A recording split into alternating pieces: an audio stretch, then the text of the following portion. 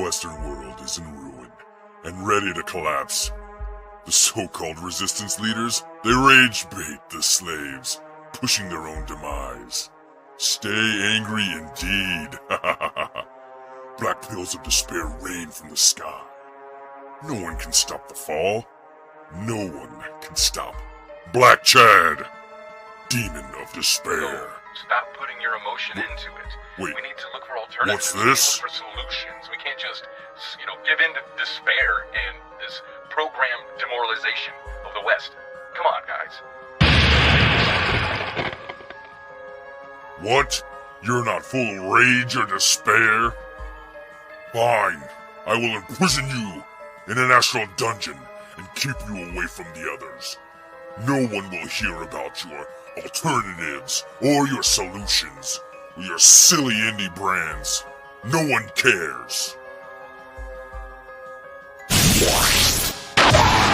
despair programming must continue. What? Welcome to Forever, nerd. You haven't won, Black Chad. Oh, yeah? I'll talk to and review every indie creator I can, and we'll fight against your despair. Even the bad ones? Yes, even the bad ones. Oh. You don't get it. I'm not trapped in here with you. You're trapped in here with me! Oh. Now on with the show. Yeah. Shockwave, are you ready? Woo! Well then let's rock Valhalla!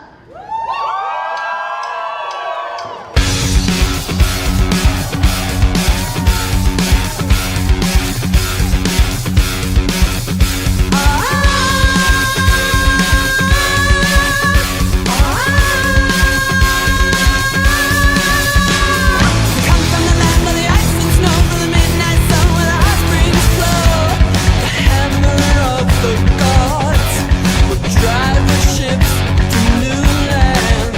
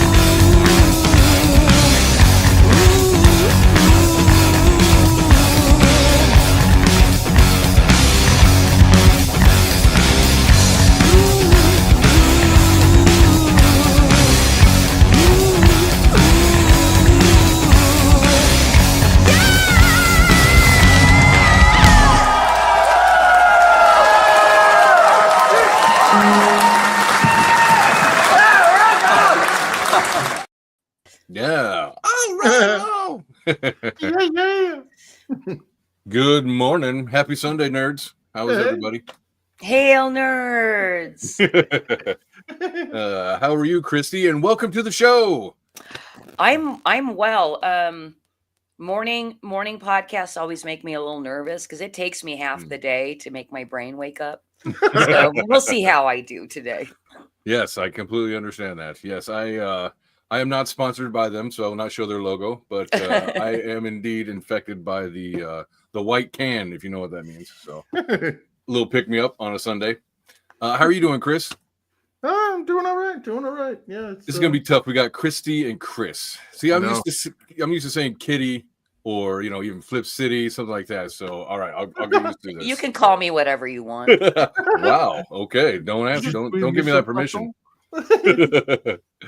So, all right, Chris Fisk, you've been on the tour now, a solid week, just over a week.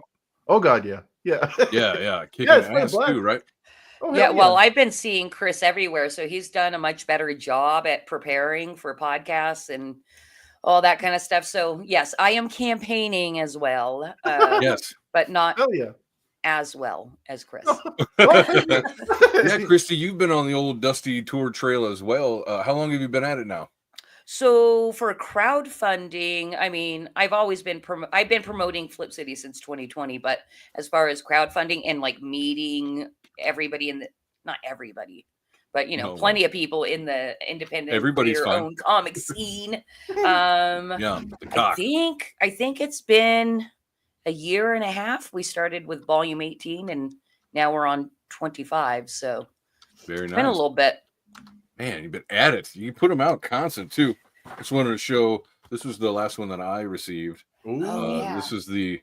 So if you don't know, Flip City does satire, right? Like in the vein of Mad Magazine, Cracked, cartoons, that kind of stuff. Yeah, maybe you could give a quick pitch. Yeah, of course.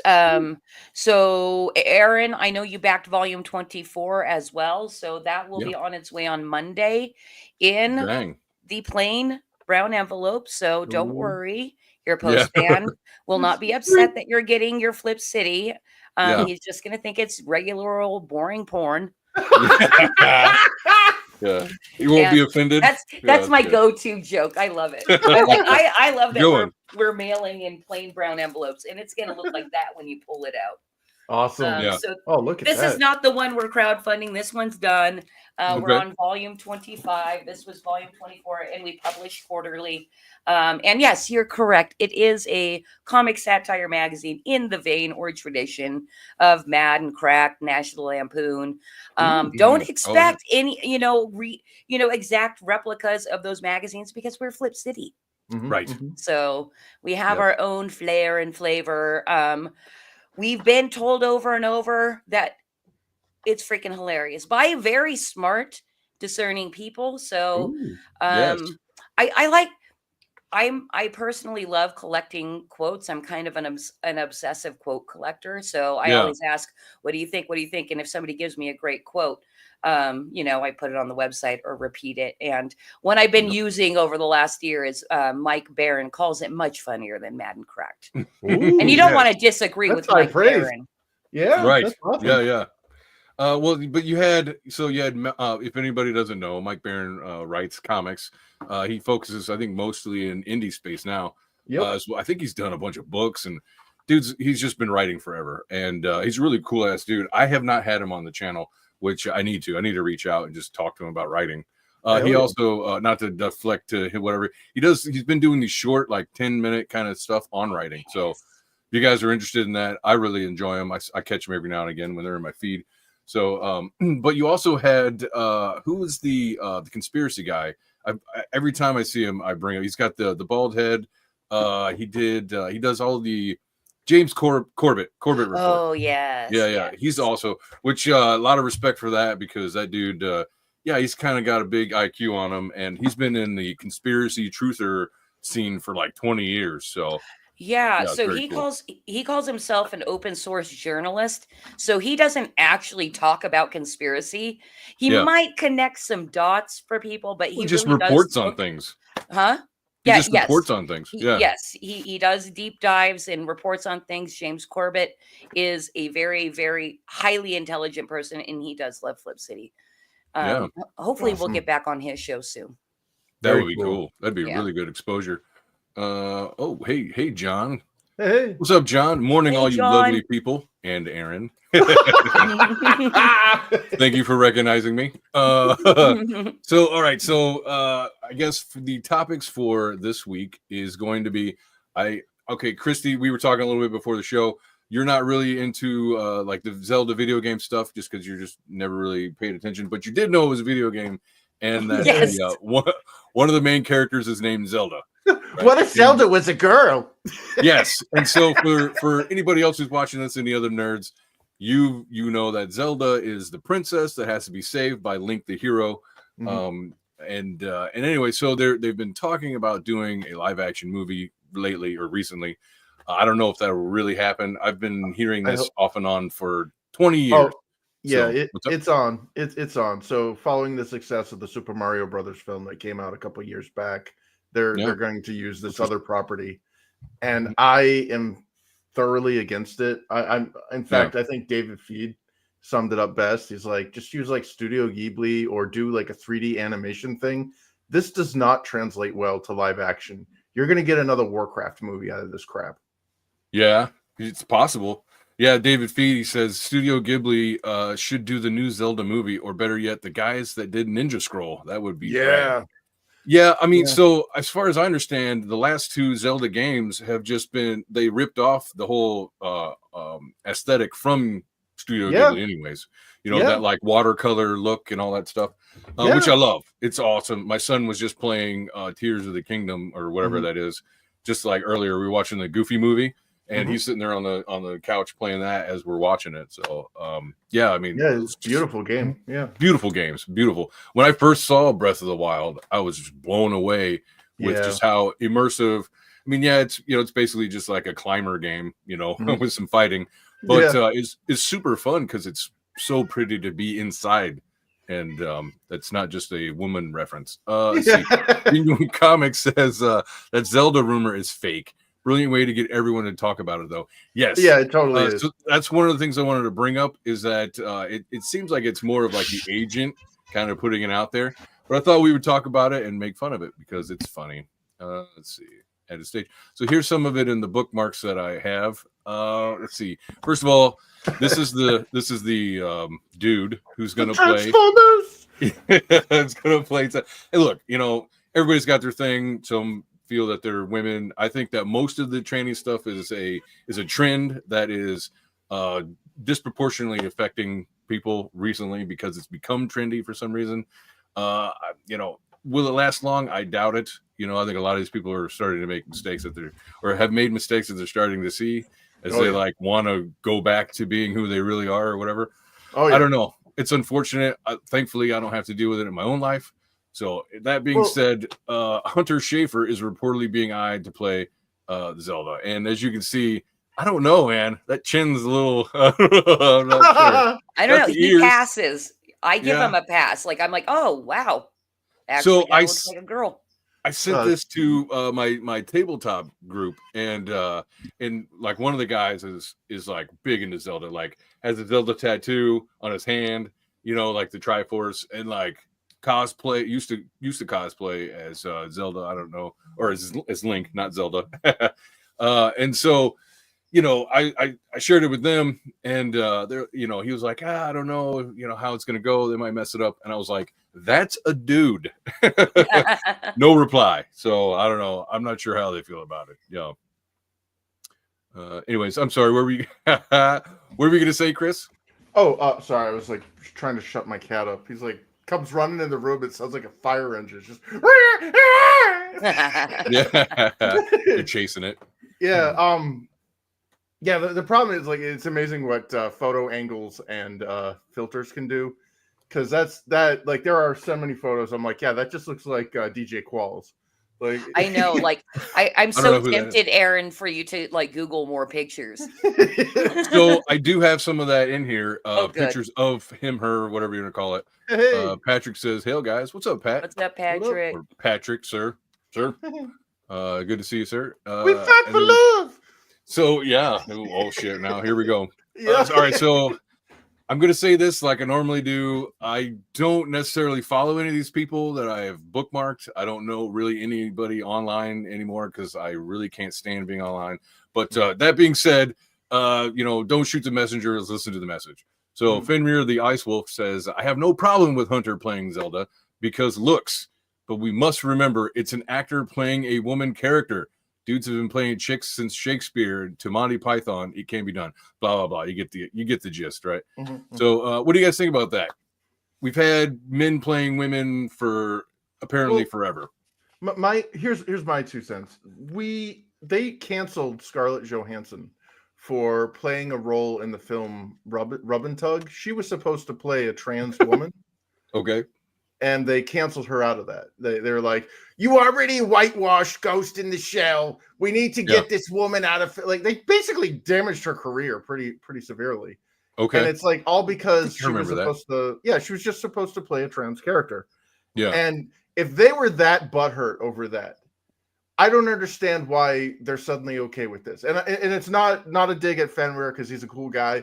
But it's like, we need to make this consistent. If you're going to flip out over a normal person playing a trans person, you're going to have to also, I'm not going to use that word cis, guys. I don't play that crap.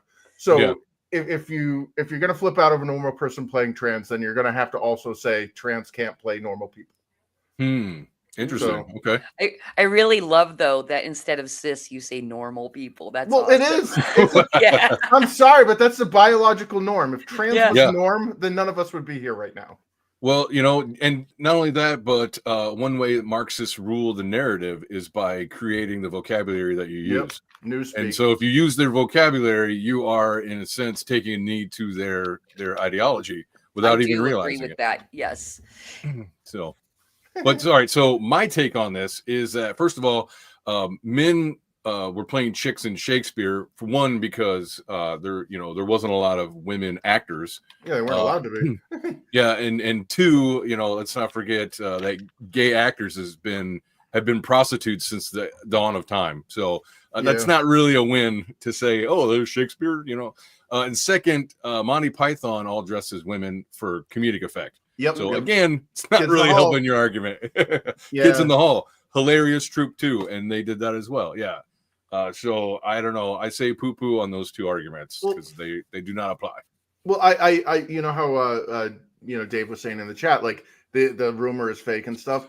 I think we all knew it was fake, but I think that Hunter's publicist or Hunter himself, or I'm not going to say her itself, whatever, like whoever these people, like I think they're starting that shit to get it into the zeitgeist, to get it into the conversation, because nobody would even like Nintendo. You seriously think that like on a in the boardroom there's a bunch of Japanese guys going, oh yes, we need to get a man pretending to be a woman to play Zelda.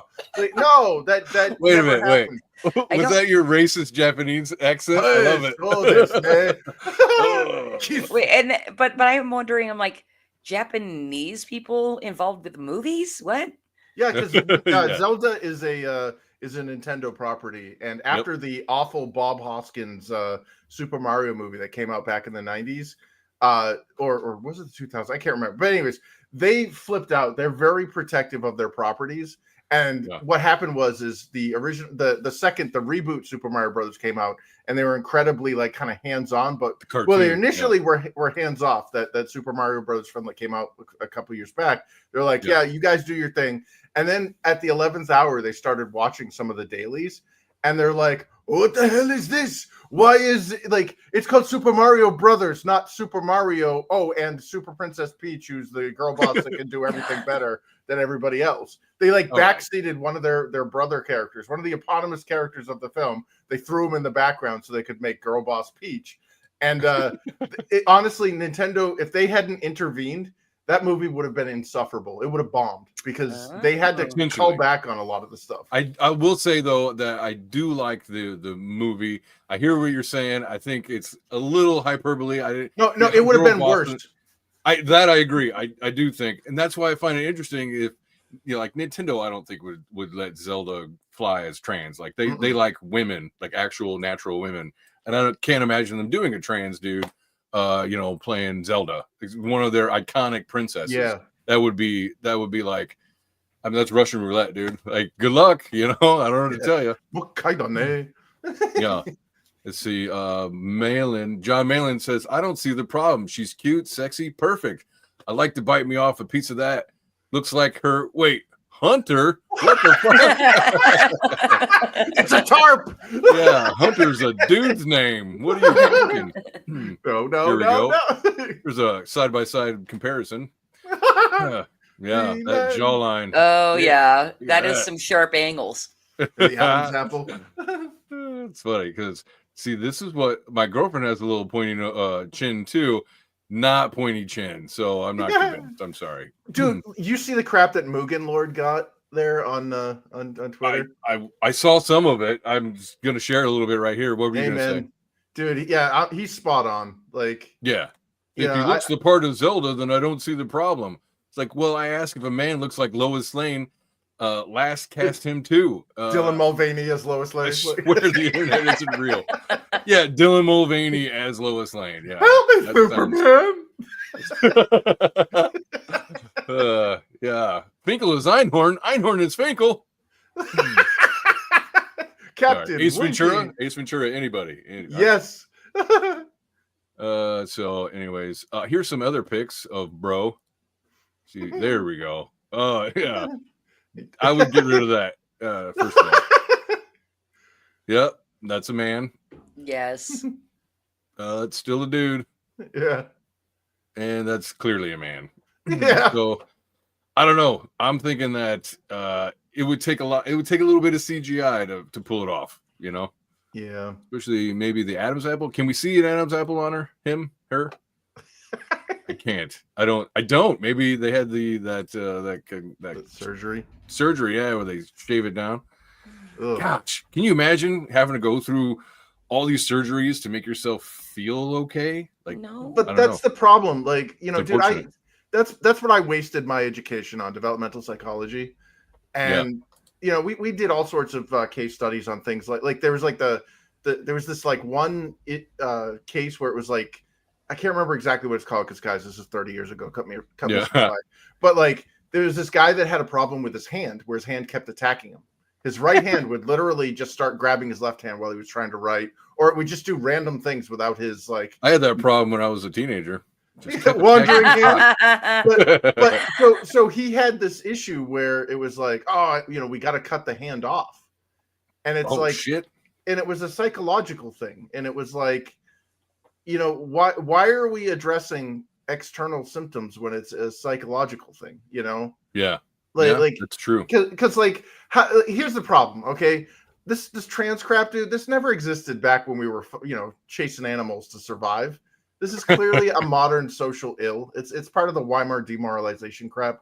But like, how do these men know? You know, they're like, oh yeah, I feel like a woman or whatever. Okay, let's conduct an experiment and isolate men into a tribe or something, or into like a, you know, a survival thing out in nature. Like look at the Yanomami people of the Amazon River Basin. How many trones are there? You know what I mean? Like if they never saw a woman, how would they know how to act like a woman? Like, this is a parody. Right.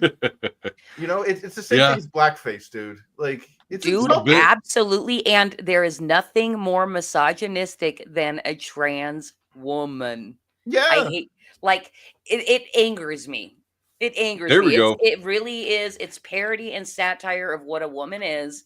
They have no clue what it is because we're wired differently. Mm-hmm. You know, there's no way that they could even be able to experience how crazy we are in our head and how we have to tame it ourselves to be able to function in society with you guys. Well, like when again the developmental psychology stuff, like when we were looking at like the, you know, the differences between the sexes, there is a lot of neurochemistry and physiology that's like, did you know that women are better at seeing color than men?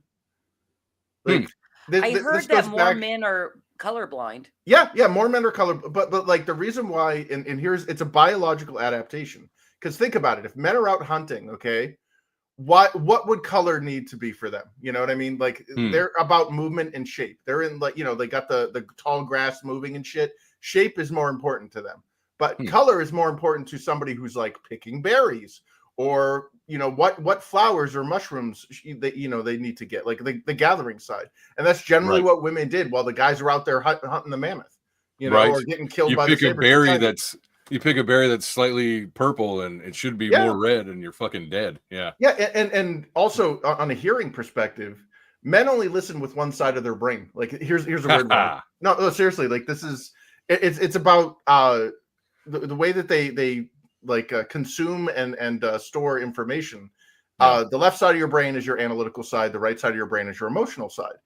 Yeah. Women, if you want men to remember something, talk in the opposite ear based on the information you want them to retain.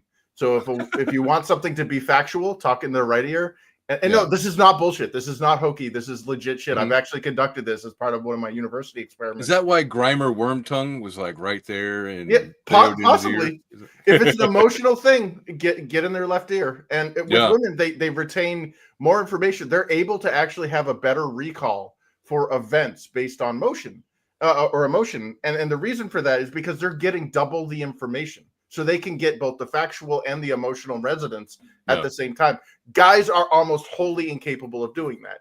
That is a biological issue. Like that's why you bring up important issues after a woman has eaten, and then she's calm, she's fine, and she's not like hangry, and you can say things to her. And here's a Snickers.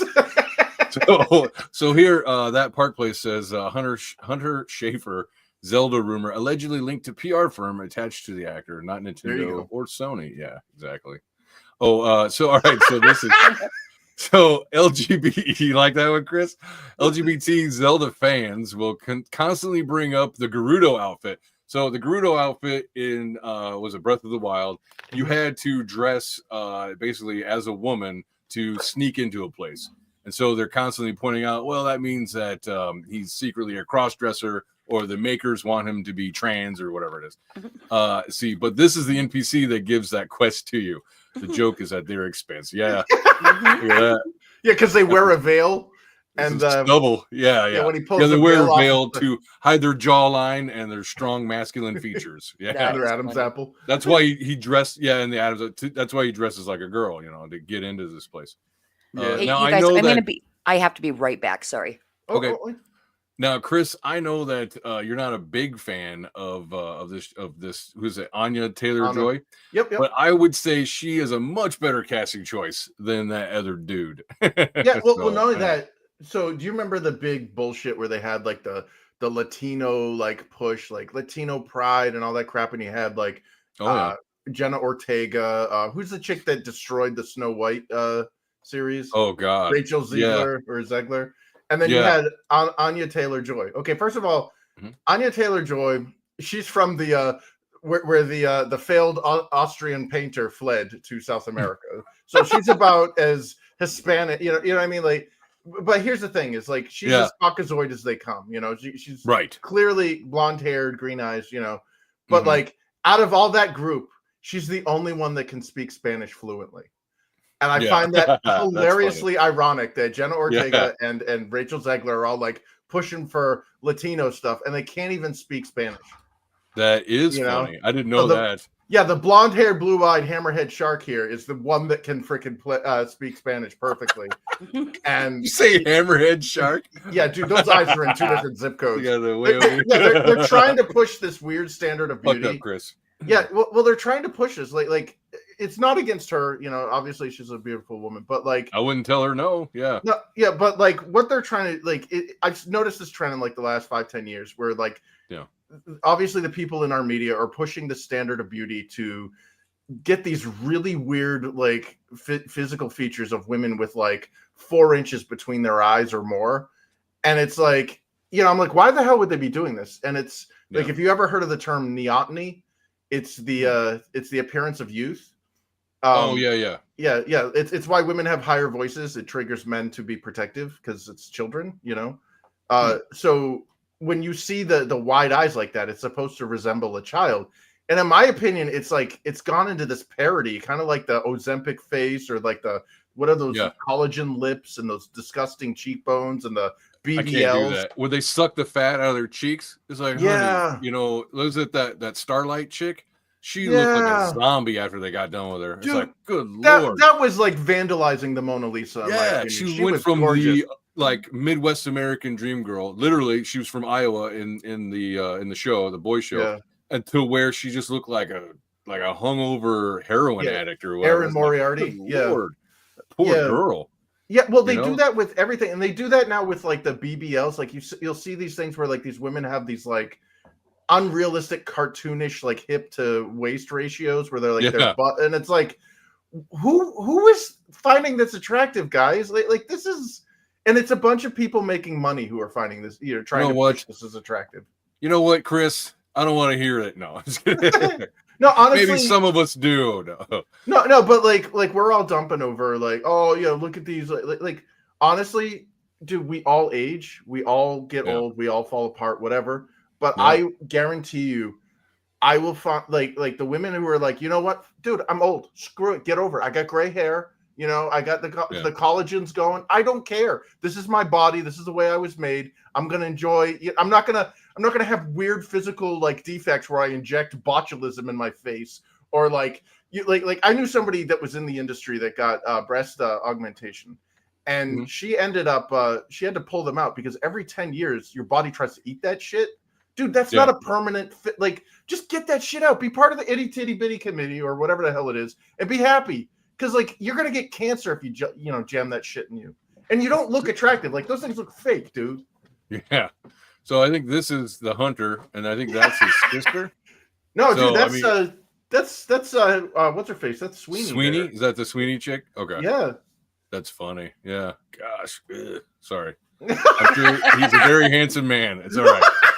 So here is actual who's gonna play Zelda in the next movie. Testing out the armor. Just kidding. All right, I think that's basically it. Nice. Go ahead. The Squidward. Oh yeah, the the handsome Squidward. Yeah, you're welcome. Damn. All right, see, where is it? See, there's no reason to say this isn't perfect casting that doesn't just boil down to transphobia. There's no such thing as transphobia. Nobody's afraid of that. You are afraid of trannies. So nobody's afraid of that. Don't mistake disgust with fear. Like it's the problem with that is like there really is legitimately people who do have like body dysmorphia disorder, gender dysphoria, like all that stuff. Yeah. And then there's the trans trenders, and it's ruined it for the people who generally need help.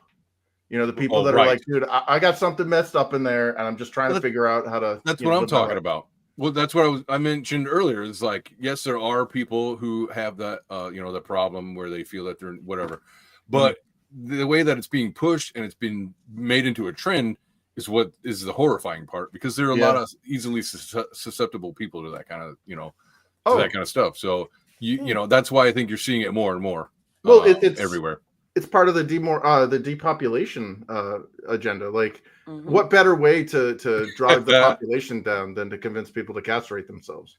Hammerhead shark. Patrick Quillen. Yeah. Patrick gets it. David Feed says, "Yep, every 10 years you got to replace those implants. Totally natural." Yeah. Yeah, dude. Yep. That it's cancer causing. Your body fights it. Like you get all sorts of autoimmune disease issues. Like, stay away. It's not a good idea.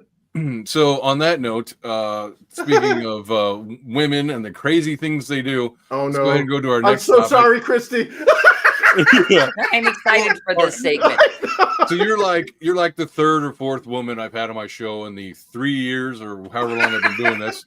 I know, dude. It is a sausage party up in here, like everywhere, like and even on my show. Not just this show; it's in the indie scene. No, I know. It's like, I got on my own show. I got super excited because I had a girl come on.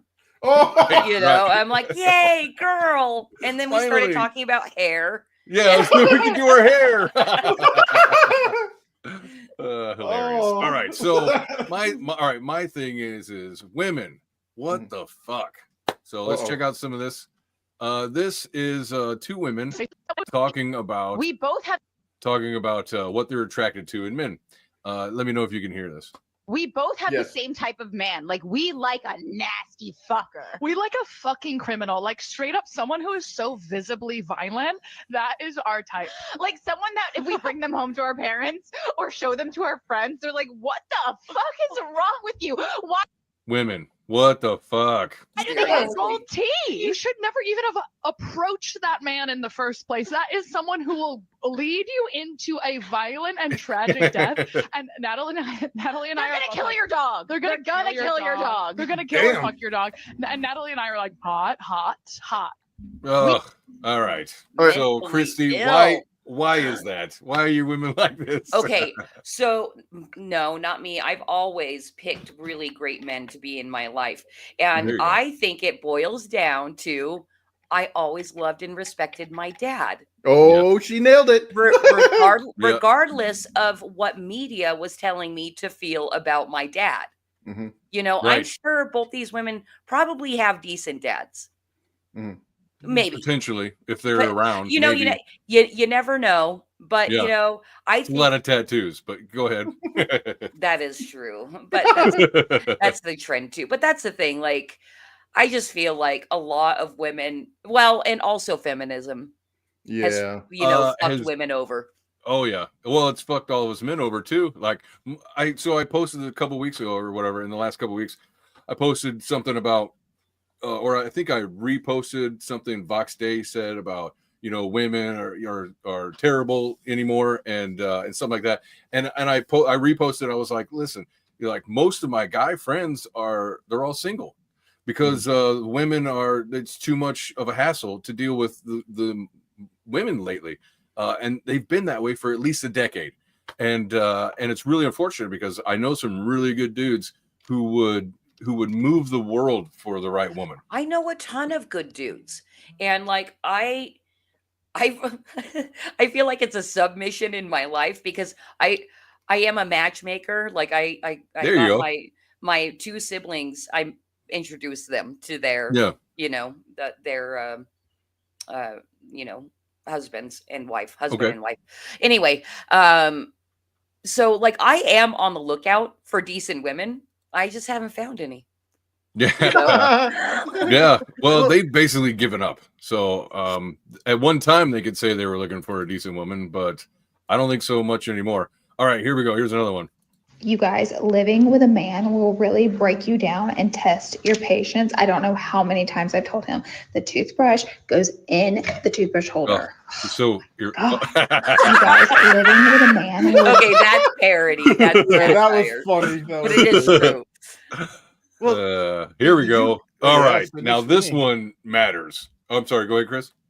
Yeah, well, like I think the reason why a lot of us like, why Sydney Sweeney's getting like the positive push is because she's hot and everything. Yeah, great, dude. They're a dime a dozen. You can find a bunch of tits and ass on internet, whatever. Yeah. Is that she is not a vindictive feminist. She is not. She's like, yeah, I got boobs. Yeah, I'm gonna. She's dude, feminine. Yeah. Yeah, and like there is a clip. I wish I could find it. It was from the movie I think Mrs. America, starring Kate Blanchett. And Okay. she has this monologue about what modern feminism what it is, how insidious it is, and how it has destroyed the kind of the gender dynamics. And Well, I don't even. I'm sorry. Go ahead. Finish. yeah, just to quickly finish it. She basically she's like, guys, this is about a bunch of miserable middle-aged women who couldn't like they scared away all the men, or they just couldn't attract men, and they don't want to be alone. So they're convincing women who can attract men, who can like live normal, healthy lives, to like suddenly hate men and to like be as miserable and alone as they are. And it's like that's not like feminism. Obviously, it's a byproduct of Marxism. The whole divide, like there's the oppressed and the oppressor and all that shit. But like at its core, it appeals to this like, well, if I can't have a happily ever after, nobody can. Right. Well, it's funny. So I'm a bit of a fan of Owen Benjamin, and that's one of his bits. He's like, he's got a stand up where he's like, men will, they will kiddingly tear each other down. Like, oh, you fucking, you stink, or you're dumb, or whatever it is. Whereas like women will be reinforcing, but they really don't mean it. Like it's complete opposite. Like the men will tear you down and not mean it. Women will build you up and not mean it. No, they'll tell the super fat chick, "Oh, you look great in that dress." Yeah. Oh, you're just so pretty. Go out there. It's like so no. And then all talk shit amongst each other about how fat she is. Yeah. Oh, that's the worst. Dude, like, I was the innocuous ugly guy in a group of friends that were girls, and they would Yeah. do that. They would bolster up their friend and be like, "Oh yeah, go for it, blah blah blah. That dress looks great." And then as soon as she leaves, they're like, "Oh my god, that dress looks like she fucking like destroyed like a Goodwill or something. That's ridiculous." Yeah. I'm like, why didn't you just tell her that? Like, oh well, that'll hurt her feelings. Oh, you mean it's not going to hurt her feelings when the guy tells her? Well, because guys Yeah. are awful anyways. Like, no, guys are the truth, and you're labeling men as awful because they're going to be honest about it. Like, No, what's Yeah. even worse is them finding out about Yeah. the the backbiting Oh, gossip yeah. after the bet. fact. That's worse than a man, freaking mean say, girls. because also how often does a man actually say, you look fat in that dress? I mean, that's a big no. That's That's a that's a declaration of war. So, all right, let's see. I have a question. What is it with these young women? Why is it these music videos are coming out like this?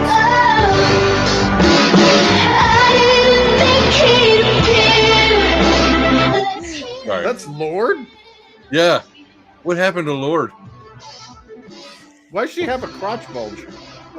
Oh, no. Looks like she's having like a grand ball. Like There's that's by a- a yeah. demon. Like the power of Christ compels you. Is that what feminism does? I don't Yes. understand. Well, it makes women as unappealing and as obnoxious and as insufferable as possible by design.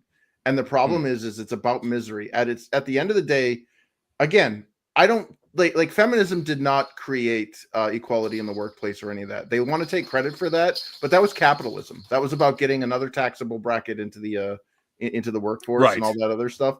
And Yeah. and unfortunately, you get the feminism that's just like, this is liberation. It's like, no, liberation is the ability to choose and to celebrate women for whatever decision they want to make. Some of them want to be the corporate climbers. Some of them want to be the mom who raises our next generations. Yeah. But one gets celebrated and the other one gets demonized.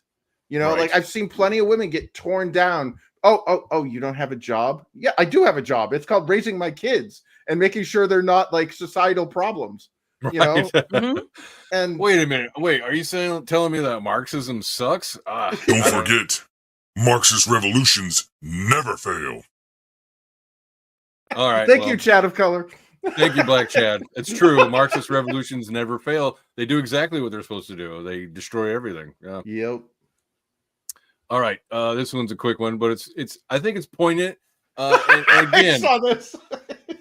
I'm going to say women. What the fuck? You want to be my boyfriend? You know what? Yeah, I do want to be your boyfriend. Yay! Okay, see you later, boyfriend. Hey, Kelsey? you know I've been ignoring your DMs for the last 3 years? Yeah? I actually realized you're kind of cute. We should go on a date. I can't. I have a girlfriend now. Michael, I realized that I made a huge mistake breaking up with you. I want you back. No, I can't. I have a girlfriend. Hi there. He's mine. I have a girlfriend. Oh, no. Hello?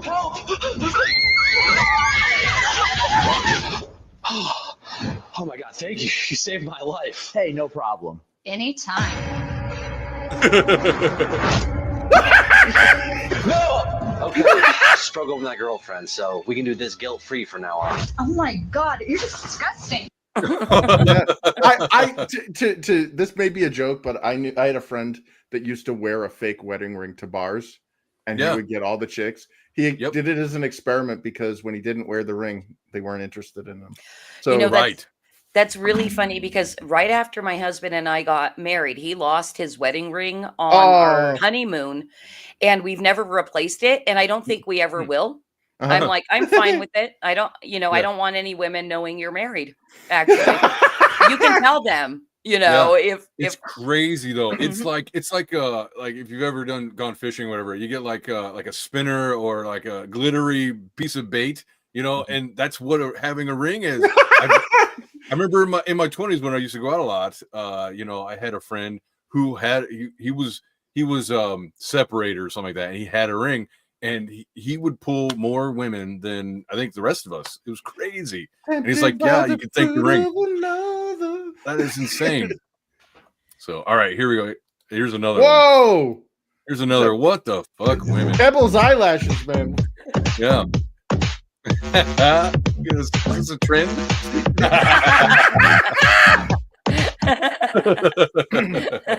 What is that about? It's all cartoon. Like it's parodying what like is attractive. It brings it to the nth degree and it makes it obnoxious and ridiculous. And she thinks she's killing it. She's like, I'm out here doing it. Like, all right. Well, because she still get because that's the problem is like guys need to be more thrifty. Like because what's happening is this kind of behavior gets rewarded. And like, I'm attractive, honey. You are 400 pounds. You have you have fingernails that make it so you can't even do mundane tasks. Yes. You know, which is why they do that. Yes. You got the weird eyelashes that no human being would ever like. Everything on you looks like synthetic. You know? Yeah, the whole queen thing. Wow, that does look like a pine cone. It is, isn't it? Is that a legit pine cone?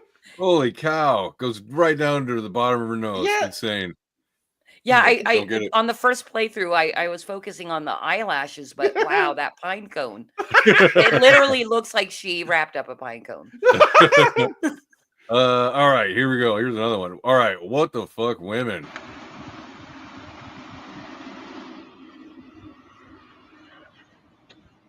Oh. You think I care? Uh-oh. I don't care anymore. Oh shit. Quit hitting me. I've lost my mind. Quit hitting me. Oh no, not my car. Oh. Fuck. Cool, you don't need to give a fuck. That's cool. I got video proof of you doing this. You're crazy, bro. You're crazy. Crazy. Let me leave. You have me blocked in. Let me leave. You're kidnapping me. Let me leave. Leave me alone. Let me leave. So that's just a lack of accountability. I mean, that's a failure of the parents. This kind of behavior should have been corrected when they were kids. That may be, but I will also put blame on him because crazy is good in bed, and that's exactly why he was with her. Yeah, that's the crazy hot matrix, and he failed. He got too crazy, but not enough hot. Yes, exactly. It sucks because it's like that guy really like he was put into a no-win situation at that point because if he's clearly physically superior, he could have just removed her. Well, but you can't. You can't. He could have got arrested. Yep. Cops called, and you're done. You know what I mean? You can't do any of that. So just guys, stay away from crazy. Yeah. So, Yep. All right. Here's the last one, and then we'll get to some good conspiracy stuff and talk, and of course Flip City. So, all right, women. Again, I will say, what the fuck? What are you doing? I am pushing Alyssa's car, fixing the damn problem by myself. Who needs a guy when you have me? So 3 hours later of trying to get Alyssa's car to work. 3 hours. And it's clear to say. Oh I had no clue what I was doing. I have no clue. She went positive to negative. Oh yeah. The whole inside of my car exploded and caught on fire. Here I am pushing Alyssa. Oh my gosh. That poor car. He's like, oh no, my owner is a woman. No. Well, I hate that because it's like it's vindictive. Like as a guy, I don't have the ego. If I don't know something, I don't care if it's a woman or a man or a child even that knows something that I need help with. I'll ask them. Yeah. But there's this weird vindictiveness of like, well, I don't know something. I'm not going to ask a man because that's going to like somehow reinforce that I'm lesser than them or whatever. And it's like, I don't need no man. Yeah, people are smarter and dumber than everybody. You know what I mean? Like you have to understand, you have to check your ego. And that right there is an example of somebody whose ego got the better of them. Well, I agree. Yeah. You know what's so funny and sad about it as well is like I personally invoke my feminine privilege all the time. Yeah. I'm lazy and I'm like, dude, I gotta be lazy. Like, can you go do that? You're man, that's man's job. Like, I never have to take the garbage out.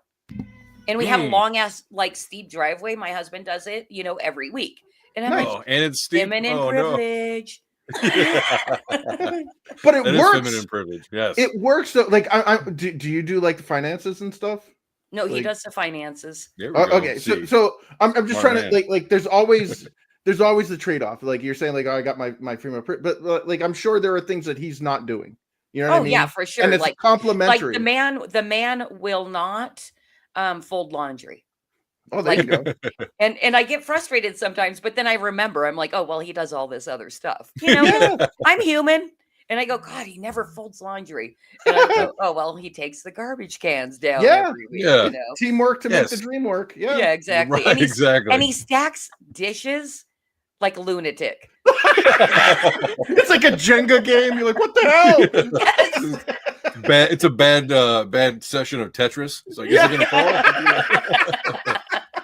It's funny. Yeah. So, you know, and then so yes, my mind will occasionally go, you know, and then because it does, and then I correct myself. I don't go to him and go, hey, why didn't you fold the laundry? That's stupid. Right. You know.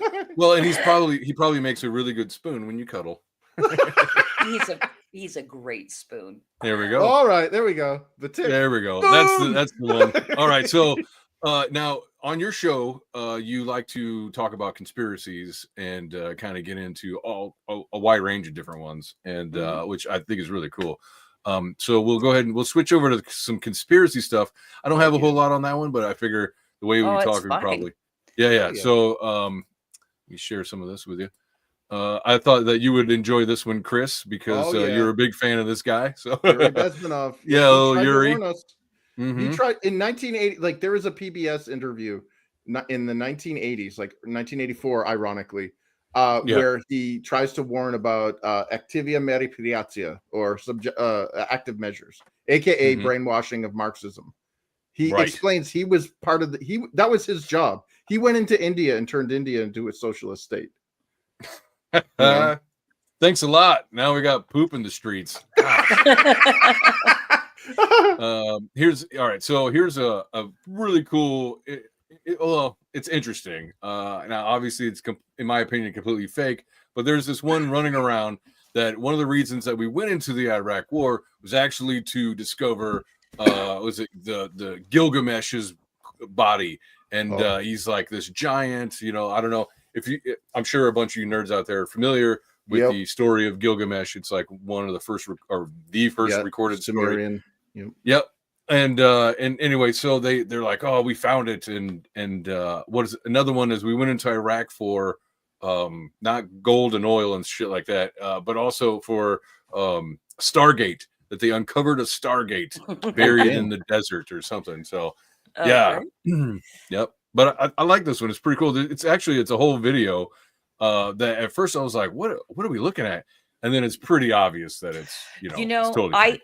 I personally do. Now, I don't know much about this. I mean, that looks like you're in the wax museum or something. Yeah. But I do personally believe giants did exist and may still exist. I'm not sure.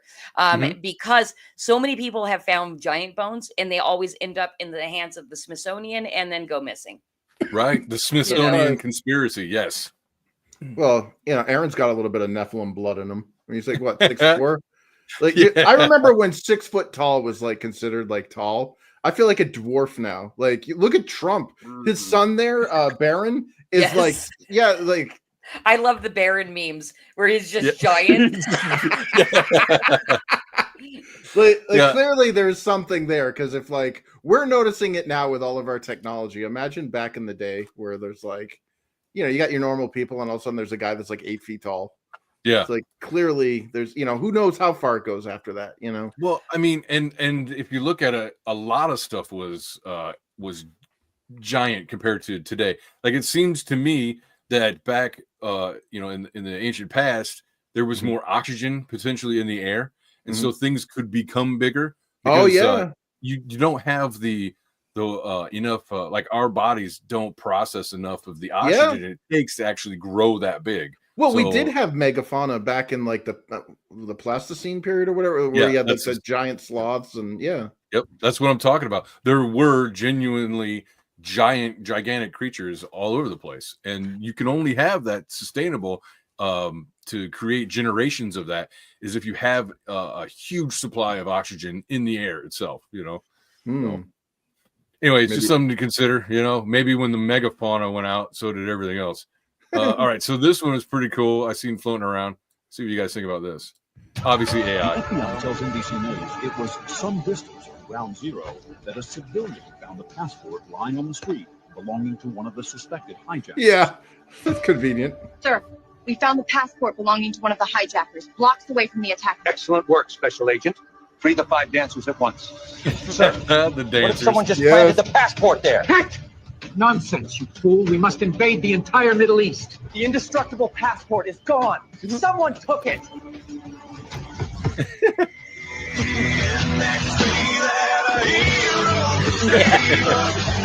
Passport Man. Who is Passport Man? Did he steal and then reverse engineer the indestructible passport of one of the hijackers? Yeah. If they made buildings out of passport paper, maybe they'd still be standing. Now I've got to make sure this never gets used the wrong way again. Got the Lincoln Park I in have there. seen that one. Oh, everything about the official story of 9/11. I swear they want it in our faces. It's And ridiculous. just so it's easily noticeable, Yeah. so that they can then call you a conspiracy theorist. Well, and I really think that I think that whoever pulled it off was not considering the like they were not thinking of all those recordings are going to be on record for forever. So it's like you can go back and digitally break it all down to its bare bones and see what's really there. Like for instance, when you see pieces of the buildings, exploding as it clearly comes straight down. As it got imploded. Buildings don't implode naturally. Yeah. If one of the corners was compromised, it would fall towards that corner. And the whole thing wouldn't come down. Like a piece may come off because that's part of the structure. The top would come down before the bottom came down. And that's not what happened in that case. It went straight into itself.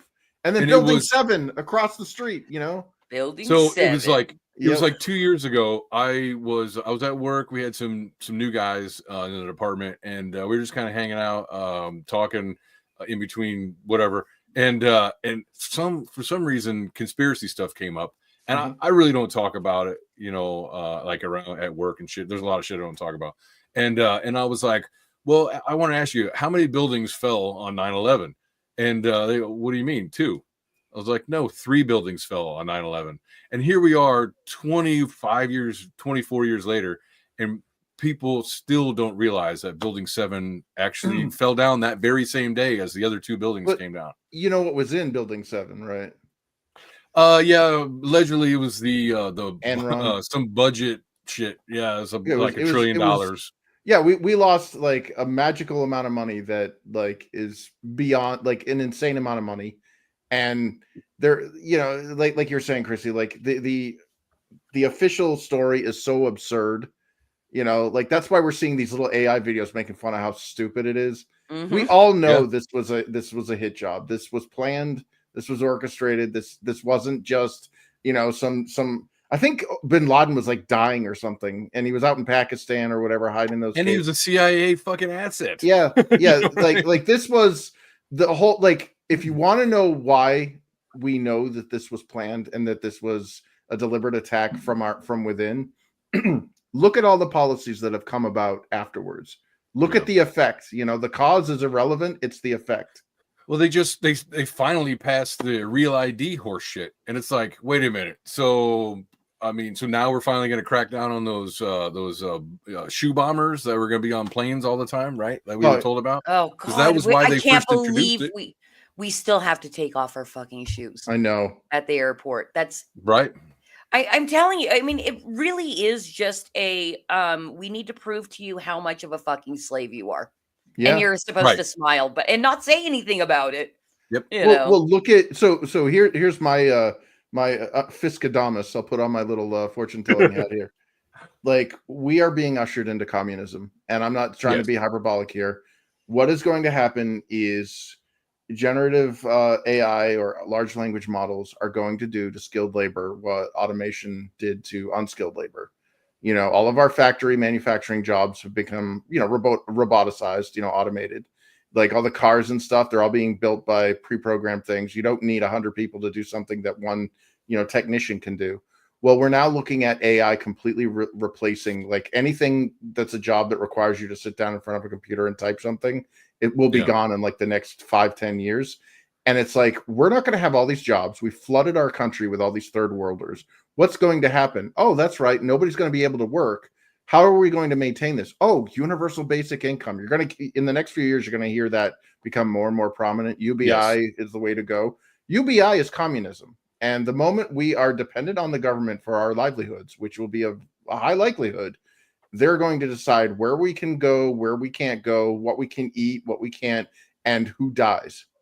And we're already seeing that in Canada there with their stupid MAID thing, where they're basically have medically assisted self-deletion there. And that's going to become the norm. Like Futurama, they parodied the whole, the booth. Yeah. That is going to become they want our population to be gone. They want us to be more manageable. We are cattle.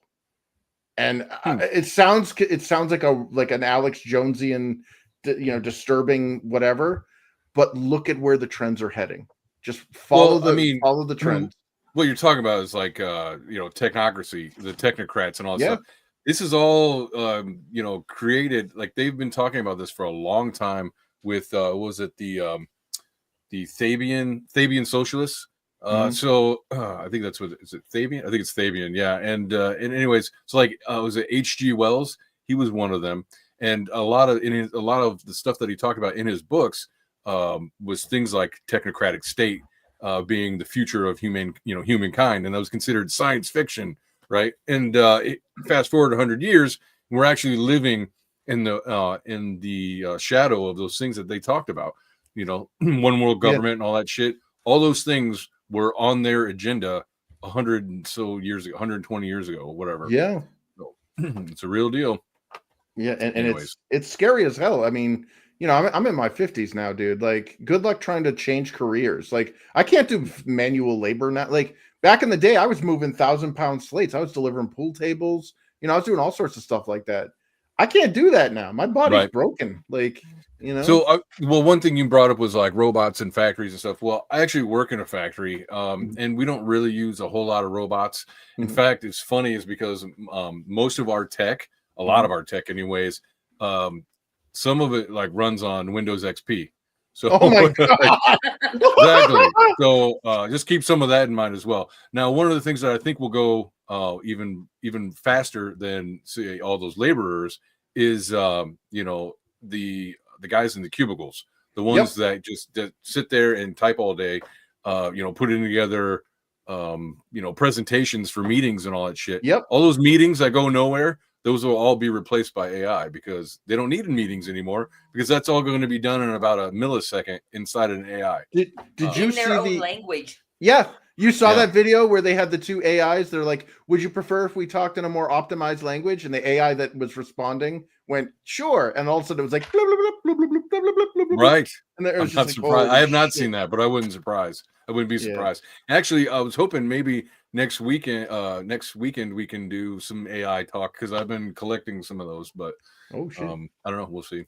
But anyway, I want to talk about Flip City Magazine, and satire and stuff like that. So yes, back to me. Yes. But before we get to that, just because suicide machines were brought up, this was published the first month of 2023. And this is our suicide machine review. Okay. So, I mean, this is basically what Flip City does is we do follow where the trends are. We're very Alex Jonesian or whatever Chris had said. And so we see where the trends are heading, and we parody and satirize them, years ahead of time before they become major news. I believe when we did this, there were whisperings in Canada of doing like more assisted suicide and stuff like that. So we did review 5 different suicide machines, and oh my God, 5 different. Yeah. Gosh. And it's very, very funny. So, that's the type of shit you get in Flip City is, we're looking forward. Nice. We are conspiracy theorists and unashamed to say so, and so sorry to interrupt. I was going through my all my bookmarks, and there's a video out allegedly of Bigfoot sighting. Yeah, I saw that. This one's like, it's aerial and it's looking down, and you can kind of see like a brown furry thing walking through the trees. and I accidentally hit delete because I was going through. I was like, I don't want that one. I don't want that one. And I accidentally deleted that one. I was like, damn it, because I would. I had heard about that video. I think it was on my show actually during Conspiracy Corner. Somebody had told me about it. I'm like, I haven't seen it. Yeah. But now I'm gonna go Well, hunt. my bad. Well, this day and age, like we can't even trust what we see on video anymore. That is true. That's exactly, and that was one of the things that I wanted to talk about with the conspiracy stuff. Is like, okay, so there was a whole before the AI got as good as it is. It was just an explosion, after 2016, after Trump coming in, with things like Q and things like that. Everybody wanted to believe anything that came along that said that what they used to know was wrong. Like suddenly, everything that you thought was right, the very foundations of your ideology and common everyday life is wrong, and I was like, that's pretty interesting that there's because it's pretty much like focused on right-wing kind of people, right? Oh yeah. And I thought that was really interesting because on the so-called left, you've got them attacking gender and class, and then on the right, all these people are coming up with nothing in our culture and society is real. It's all a big lie, which is fine. I agree that a lot of the narratives, the people making the shadows on the wall have been telling us lies. That's totally fair. And but I still find it interesting that it's like both the left and the right have found reasons to not like the current civilization that we have, our current society. And I was like, isn't that kind of like the whole point of Marxism is to upend that's the society? And it was like, so both right and left are going towards the exact same goals, whether or not they realize it, I know the left does, but I don't think the right does. But now they're like, let's do it. Let's take them down. It's like, dude, if you upend everything, you're going to have to learn how to fucking feed pigs and grow food and all that shit. However, I believe right-wing people, that is what they're doing. Yeah, that is true. There's a huge homesteading movement, Yep. homeschooling, all. Fully It's like support that at least the right, is preparing. Looking for alternatives, looking for ways to get out of the matrix. I completely understand that. So like when you're saying AI and UBI and all this other stuff, and I was gonna bring it up, I forgot. Like things like again with Owen Benjamin and Bertaria, there's that's a whole I wouldn't even say that a lot of them are even his fans. It was just a community that kind of came together. And so if you get on the Bertaria app, most of that app is a social app, but most of the people on there are talking about, they're taking pictures of the seedlings that are growing and how they're excited about how they're going to be planting them this year. And they're taking pictures of their kids running around feeding the chickens. And it's just like, to me, that is more of the American way. And the way the systems that we have kind of been raised on, being, children of boomers and Gen Xers and all that stuff. Well, they were given, the chemical revolution where all your food, you just add an egg, like, the Bernaysian thing is they wanted women to feel like they were still contributing to the female side of the family dynamic by making food, right? Even though all they do is like put water in it and put it and bake it.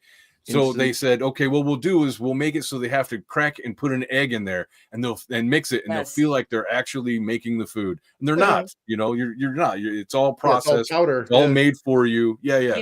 So just a real quick anecdote from my own life is my Sure. mother was raised, I think my grandmother and my mom were both, I know my mom is whatever wave feminist it is now, fourth. I don't know. And my grandmother as well, kind of neither of them knew how to cook very well. Right. My husband taught me how to cook when we first started dating. And now I'm a really good cook, and nothing comes out of a box. Nice. Very, very rarely, and I was blown away once I started learning how to cook because I really did think, I was like, oh, you get the box and you do this, Mhm. you know? Yep. Yeah, And you know what I'm talking about. Yeah. yeah, Throw the macaroni exactly. mix in. Yeah. And then when I learned how fucking simple it is to just buy It's ingredients. not too bad. Yeah. Yeah. Well, that Some and it'll save flour, your some life. salt. Yeah. No, it'll Yes. save your life. Like, as much as we joke about RFK, and I sound like I'm perpetually laughing. You know, like the dude has a good point. Like, seriously, the guy's in his 60s. And he's got like the body of a Giga Chad. So I'm gonna listen to him when he's talking about health. I want to Yeah. look like that. I don't even look like that in my freaking 50. You know, when I was in I my mean, 40s, I didn't even look like that. But like, it's a lot of tea injections. You know what I mean? but like the thing is though is he makes a very good point about how poisonous the American diet is and the Canadian. Like, Sure. there's so much crap in there that's making us sick. And then you got the people that are like, you know, I'm going to make it out of a box. I'm going to buy the ingredients and do it myself. And suddenly, whoa, look at them. They're a lot more healthy than the people that are going down to their like city bodegas and buying like super processed food. Like, do you guys remember not too long ago where it was considered like lefty to question vaccines, to question your food and the corporations? Jenny McCarthy. And it was like yeah. complete flip. Flip. Now it's like extreme right wing to want to like make homemade food. Like, what It's are you funny talking in my doom scrolling, I came across a woman that was saying exactly that. Like, 15 years ago, I've never changed. I've always been like suspicious of vaccines. I've raised my children this way, blah blah blah, and I was considered a insane liberal, and now I'm an extreme right. But I've never changed. Well, here's the thing, like as a software engineer, anybody that's familiar, like who knows anything about mRNA, like I'm not an anti-vaxxer, but I am anti-mRNA because I am familiar with software development. Okay, the problem with mRNA is, unlike with software development, when you introduce a bug, you can always do code revision and roll back your code and be like, oh wow, we just checked in a bug into the code that completely destroyed everything. You know, we gotta roll it back and get our original code. You know, you can't do that with the human body. That's all mRNA is it's just code. You're introducing code. Yeah, and it's like, oops, we made a mistake. Now everybody's dying of freaking turbo cancer or like squids in their blood. You know. Giant clots. Like, oops. It's totally horrible. Yeah, and it's so funny how the flip flop happened. It's just like you blink and it happened. And I was like, wait a minute. Wait, where did that come from? Wasn't it just the opposite on the other way? Yeah, it's pretty crazy. And it's interesting to see like people get away from the you know, all of the pre-made, over-processed foods and all that, the systems that we live on. I mean, I think it's funny.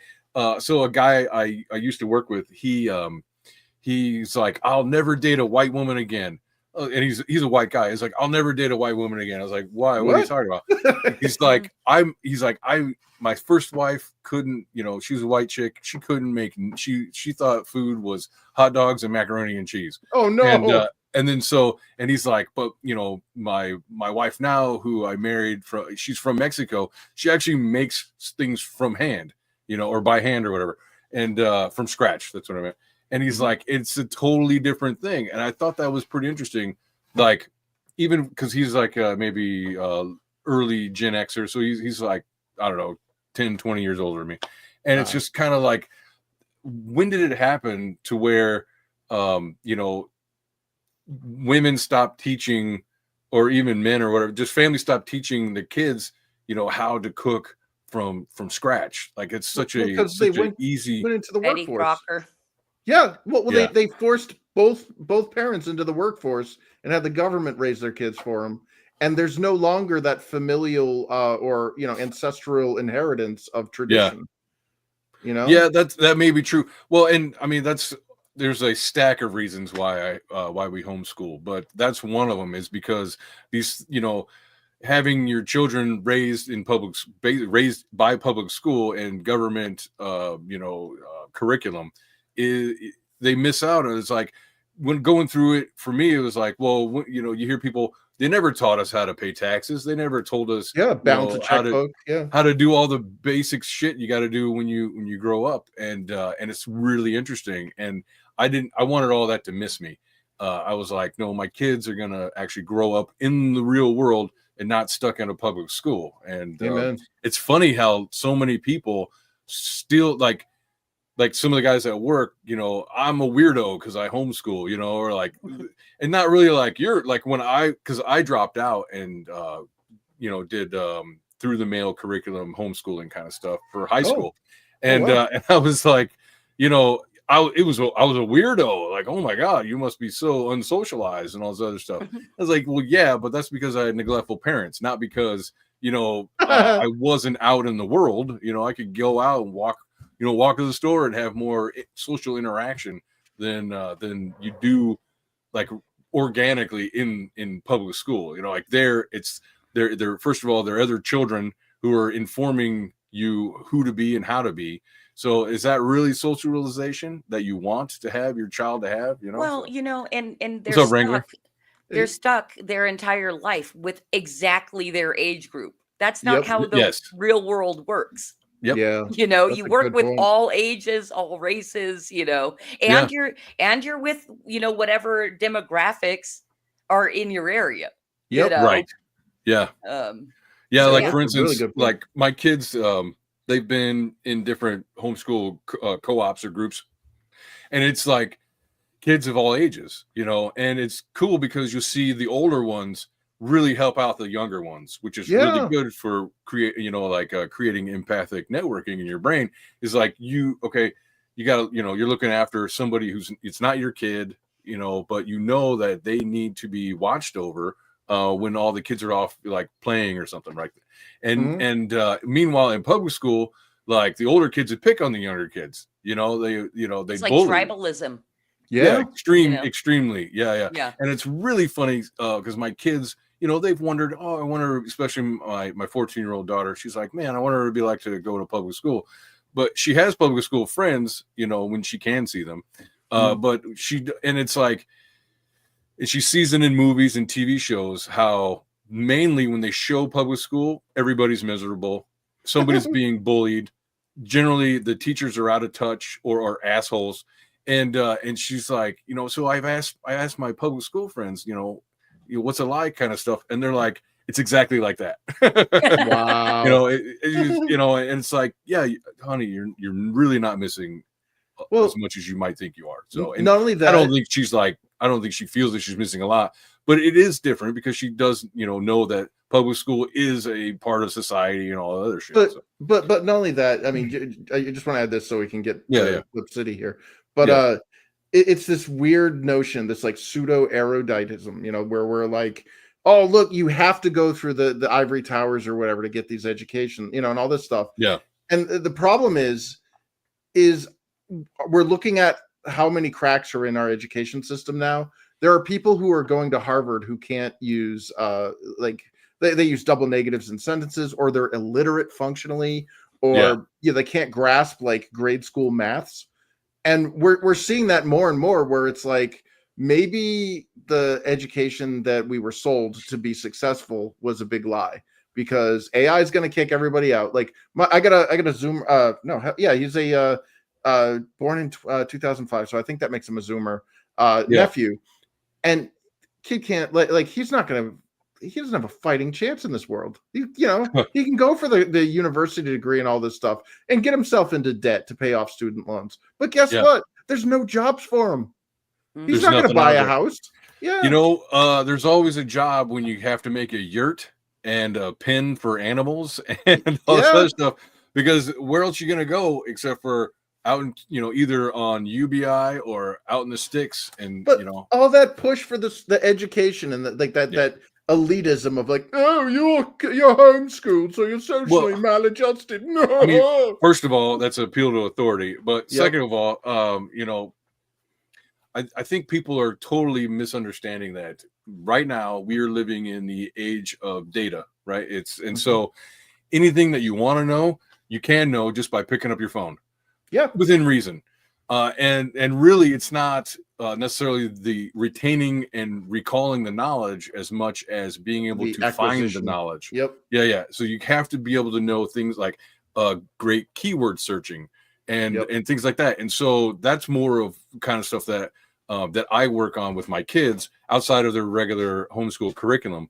But it's like you don't need to have, especially today in today's technology, you don't need to have that appeal to authority.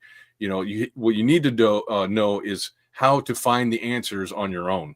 And and even with AI, it's gonna I'll just ask AI and it'll tell me everything. But again, it will be censored. It will be what somebody else pre-approved knowledge. It's already that way with Grok and all that shit. So in their lifetime, and kids and probably forward, unless we all explode, is like they're gonna have to know how to differentiate what is true and what is made up, and that will be more important than asking. Exactly. Discernment is going to be way more important than just regurgitating facts, So all right, let's get to Flip City. Just finally here for hour and 20 minutes now. Yeah, hey you guys. So it's been a whole bunch of doom and gloom ever since Conspiracy, and it's one of the reasons also we created Flip City is, we're dealing with a lot of difficult topics, and we like to take those topics and make you laugh at them. So yes, we've got Simperman as our lead parody in this one. Oh, wait a second. I want to point this out. I am offended as a fan of Castlevania. Castlemania, Symphony of the Soy. Hilarious. Yes, we wreck all of your favorite properties. Is it Elon Musk? Yeah. Optimus. Just pissing into a glass. Oh my god. Just want to show some of the stuff. So sure. You can see inside. Whoever's still left. This is brilliant. Great cartooning. You know what's awesome about the 3 pieces that you showed, Aaron, was all of those actually were contributions and not written by. Well, not there now. That's Flip City written. I tried. I'm sorry, I'm listening. But yeah, I mean, that's something that's super awesome about the magazine as well, is people have found us and submit things that are appropriate. I want this one. The Lord of the Rings Goblin Genocide Mob. It's like a bunch of little orc babies. Look up, man. That's fucked up. Oh, I love that. Anyways, that's my kind of humor. All right. Yeah, so we've got Elex Looter is the villain in this one, and yeah, and you guys, we're now a titty book. If you zoom in really close to that, that person's. So we know titty books get and smut books get. Oh, I see it. Yeah. So you don't want to go back this. You guys that like boobs. Boobs. I like boobs. Yes. Look at that. Oh, the cancel crib. Yeah, that's good. That's gonna be a good one. The Indian head. That's all great. Oh my god. Yeah, this is perfect. Yeah. I'm looking forward to it. So I got a question for you. What got you into doing satire books? So I think I kind of feel like if there were anybody to bring back the classic satire magazine, it is Scott. He grew up with Mad and Cracked and was obsessed and would study them as a child. And he is just a very, very funny person, but we're also very anti-establishment. And that's what needs to be published and put out there, is anti-establishment stuff. That is also the role of satire, is to kind of be that way. And I like to think that the magazine's kind of punk rock, Yeah. Oh, definitely.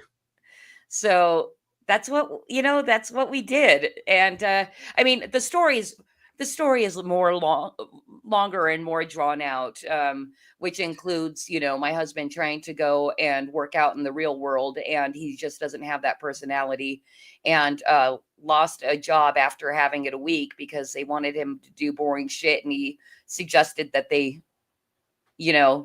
not have to pay him to just sit there. And then they didn't like that. He was trying to save them money. And they're like, no, you must sit here for 8 hours and do nothing. Oh my god. Anyway, Yeah. so yeah, I mean, that's basically how Flip City was born. Is he lost that job, and was a little afraid to tell me, but when he told me, he's like, so, and we'd been toying around with like what we could do with his and my skills together to kind of push back on modernity. And we were talking about doing animations, all this kind of stuff, but and building an audience online.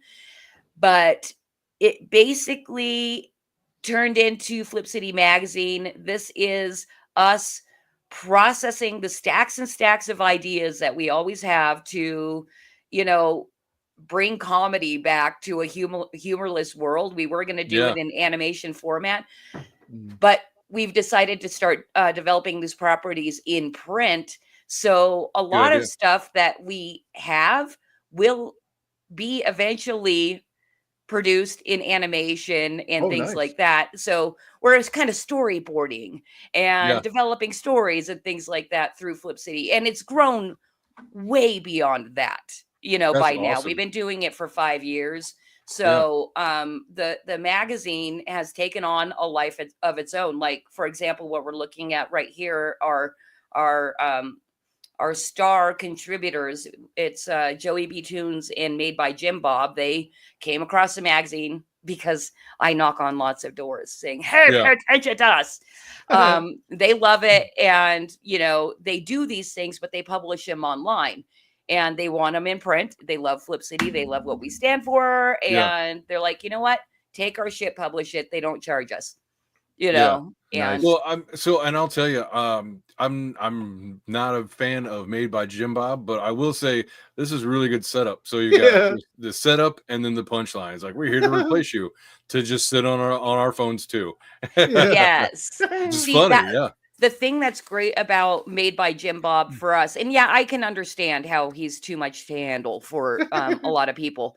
But what's great about him is when we talked to him, he said, I have all this stuff, blah, blah, blah. And we just said, well, can we just farm what you have posted online and publish whatever we want? And he said, yep, do it. And so that's very, very helpful for us to have content. And I mean, I pass up about 20 Jim Bob memes and then find one like that one. I'm like, yes, that's one that's great. really good. Sure. That's awesome. So I guess, what is the future of Flip City? Are you going to keep at this? I mean, was it quarterly? That is a breakneck speed, my opinion. Okay, so check this out. The first year that we did Flip City, it was quarterly, but we took off because we got lucky and got a couple of people with large audiences to talk about us and hype their audience. And so we're like, wow, we're going to grow super fast and this is never going to stop. And so we started publishing bi-monthly, and then Bidenomics in that time period hit. And so we had to move back to quarterly. So actually we're publishing less, but not even really less, because the magazines that we're publishing quarterly now are at least 60 pages or more. So it's more. Yeah. So it is actually more content. It's just the frequency is less than when we were doing bi-monthly. I don't believe we have any plans to go bi-monthly anytime soon. But I mean, we just continue. We have a subscriber base.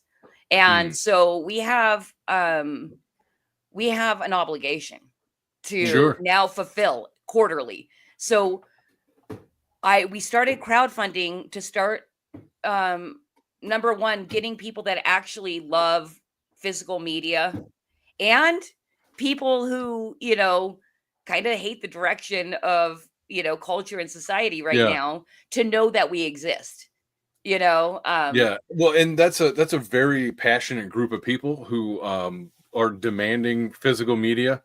We've had quite a few come through here talking like that too. So completely understand, especially because like, I want to go watch what was it, Underworld with Kate Beckinsale or whatever it was. Because I was watching a music video. It was like Typo Negative. My daughter heard of Typo Negative, so I was like, let's watch this. It happened to be somebody fan cut Underworld, and she was like, that looks cool. I was like, hey, let's see if we can find it.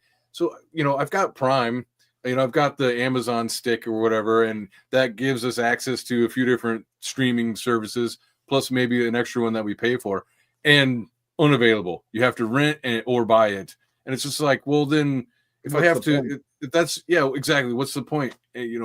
Whereas or like the Matrix. Oh, we can't get a hold of the Matrix. It's not being carried by anybody. It's like, that's all right. That one I actually own. Like I have all three on a DVD.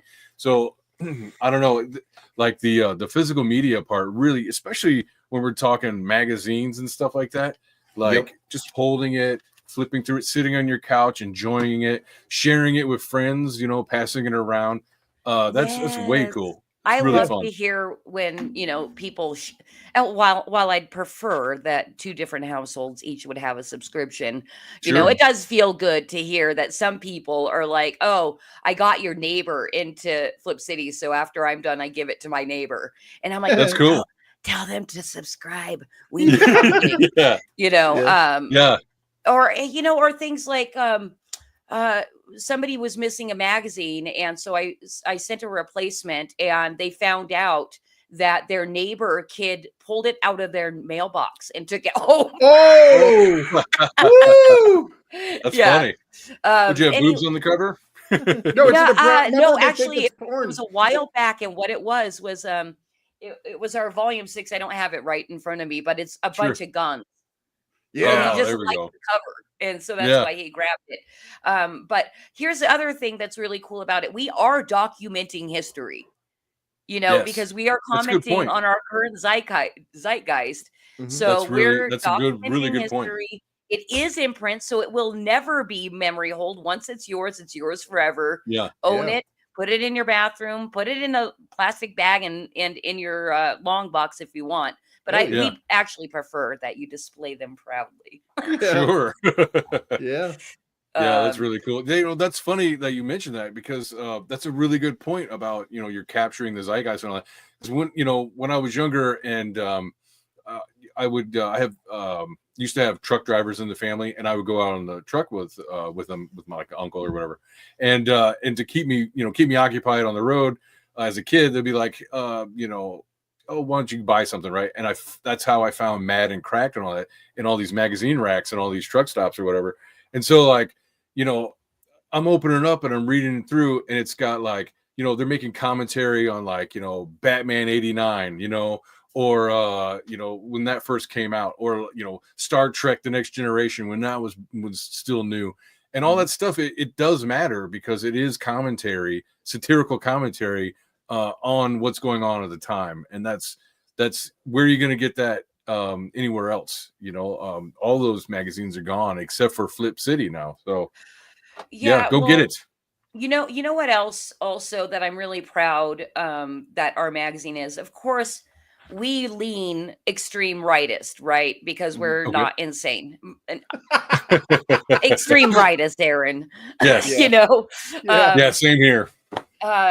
Because we're not insane people. But that's the thing. We're actually nonpartisan. Yeah. We're not, Right. because and I think this is the number one thing people misunderstand about Flip City, because it's been said multiple times, is that we are a political satire. Fuck that. We are not. We are a normal, just regular satire magazine. It's just that everything in our culture is politicized. Everything is politically charged. Everything. And we're commenting on it. You can't talk about anything without somebody getting offended, like politically, about it. It's like, just stop. Everybody just pump the brakes, Be happy you're in a country where you can get offended by it, Oh, hell yeah. Hell yeah. Well, I mean, and that's been the thing since the very start is we don't change our writing, and we won't ever stay away from a subject because it might offend our current audience. And we have paid the price. We have paid the price. Sure. Because we have offended our audience. And it's like, it's kind of like, see, we just made our fucking point. But I mean, as far as a business plan goes, maybe not the smartest thing, but we're committed to the integrity of what satire is. Yeah. Because so we're never going to sit the fence or, not publish a thing because it might offend a certain segment of our audience. Because we have we have our integrity, you know. Yes. It's funny to say, you know, it is weird to say because it's an outrageous, silly magazine to talk about integrity, you know, No, because well, but we're it's like, that's what don't punk rock was. seriously, don't take us seriously, but also kind Right. of take us very seriously. Yeah. No, that's the counterculture movement is that like Yeah. back in the 70s and stuff when you had like the Sex Pistols, you know, and they're like, oh, they're highly offensive and stuff. Well, doesn't it seem kind of ironic now that Johnny Rotten's freaking right wing? You know what I mean? And Yeah. it's the reason for that is that he was never left or right wing. He was about maintaining a consistency, you know, the principles, the integrity. It was like, this is what I believe. This is like my truth or objective truth, because I don't think there's any, you know, I don't think Yeah, truth is right. subjective. But like he's pointing shit out. And like at the time that was like, oh, that's all left wing, the renegade, blah, blah, blah, whatever. And suddenly now the punk rock is like to be normal. Like, Yeah, it's to be it literally That is the weirdo. counterculture. Yeah, the counterculture is being married and having children and like a And stay-at-home zero wife. tattoos, you guys. Yeah. Like I'm so proud of my blank skin. I cannot say the same, but yes, on women, like earlier I was pointing out, she had nothing but big old blotchy Yeah. tattoos, and it's like, no wonder you're going for bad guys. You know what I mean? Like, I don't know. Yeah. Well, it's just a series of poor life decisions, you know. Okay. Yeah. I will Yeah. tell you one thing I'm super bummed about. You guys all know the Karen haircut, right? Oh yeah. The little Yeah, bob with the A line. Yeah. So I was rocking that in the mid 90s and it looked so good on me. It And I used to, had yes. I had to give up that haircut. No, you're like, I am not a Gotta Karen. walk away. I'm like, Yeah, fuck you, Karens. You ruined it took all. everything from me. Well, it was like Yeah, that talking comedian about that like. was. Sorry, go ahead. Well, it's just I think it was John Panay, one of the comedians. He was talking about like actually no, I can't remember which one. It was one of the big fat guys, but he was like, you know, what the hell? You took the rainbow from us. Like in the 80s, the rainbow was cool. And now every time we show the rainbow, it's about a poo-poo pee-pee going into a poo-poo. You took That it. is You took true. everything. I want to reclaim the rainbow as well. It's like, Yeah. dude, you bitches can't have that. That's so rude. hilarious. Um, we're bringing it back. Yeah. Oh, anyway, so crowdfunding, you guys. I'm starting because I have been networking. And Aaron, thank you so much for always supporting Flip City. Like, I love you. Oh, You're yeah. wonderful. And Thank you. if I ever bust your balls, it literally is just me busting your balls for fun. I always say that, like my backers and our advertisers, I'm like, great, now I have to be nice to them. That's hilarious. Anyway, I wish- I'd I love wish to I see had- more people backing Flip City because it just seems like we are like key in lock to the whole the people that love supporting like Comicsgate or create our own comics. And I'm like, where is everybody? Like, why am I not getting 100 backers? You know, Right. and that's not me complaining. It just really is. I need to find them. Yeah. Help Yeah. me. They are out there. Yes. Yeah, But it's tough. I mean, What about the trust us. Beartaria people? Like, you know what I mean? Like that's the thing that I've Oh. noticed is it's like you got to transcend just the comics, you know? Yes, well, let me tell you this. So, Mhm. okay, when Owen was living in Gig Harbor, Washington, I found his address because where is he now? Like Idaho or something? Yeah, Or yes. Ohio? Yeah. Idaho? Idaho. Yep. Yeah, anyway. So I sent magazines to Bear Guy. Owen. I sent magazines to him with a letter, and I was trying to get a hold of him because I have been successful, like with James Corbett and Salty Cracker and stuff like that. So that's part of my marketing plan is getting hold of these people. I never heard back from Owen, but what I did see 4 subscriptions from Gig Harbor, Washington. And I'm like, I think Owen had the magazine around and like people would see it. He never said anything about it or contacted me back or anything, but I'm pretty sure he had it out somewhere in his house. Hell yeah. Sure. Yeah, it's very possible. You know, you talk about offending customers and your base or whatever. You talk about that. That's exactly that guy right there, you know, because like he will say just anything. Like he'll take on anything. Yes. You know, like Shut it down. One of the first ones, yeah, exactly. Talking like making fun of the Jews, making fun of the blacks. Making fun of Pajit. He went Pajit Week, where he just made fun of it to the point that India, the government of India contacted him. Like, really? leave us alone. Like it's funny. That is really not funny. a good move, my friend. Oh my yeah, gosh. exactly. So was he talking about Bob's and Vagines or sex location, baby? And how they clean their teeth with poop and all that stuff. Yeah, he's like, guys, stop sending me videos, all these AI videos of Jeets in the street with poop everywhere. It's gross. Yeah, very funny. And I swear, let me ask you this. Sure. It sounds like you are a Bertaria resident. Oh yeah, definitely. Mm-hmm. Okay. Yeah, I'm in Bertaria. Yeah, because that's the thing. Like, I'll check in with Owen for about a month, once a year, and like hang out. But I've never been Bertaria. And Sure. What do you think, as far as like what he says out loud? How much of it do you think it is just to be outrageous? Oh yeah. I think I would say most of what he does is his that's his routine, that's his gimmick. And I think some of it is like he's kicking around ideas to see, like throwing things at the wall to see what sticks. Like he's constantly practicing, or exploring subjects to see where the comedy is.